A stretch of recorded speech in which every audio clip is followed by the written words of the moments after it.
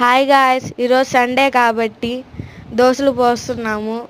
Salt, soda ఉప్పు వేసి mix చేస్తున్నాం. వాటర్ పోసి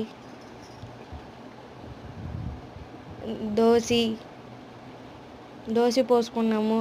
అండ్ దాంట్లో కాంబినేషన్ చికెన్ పులుసు పక్కన ఉడుకుతూ ఉంది. అంతలో దోశ పోస్తున్నాము.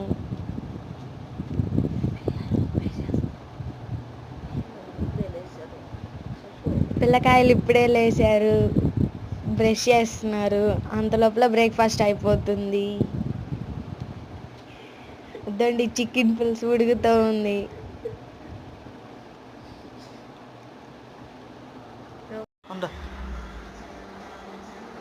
హాయ్ అండి,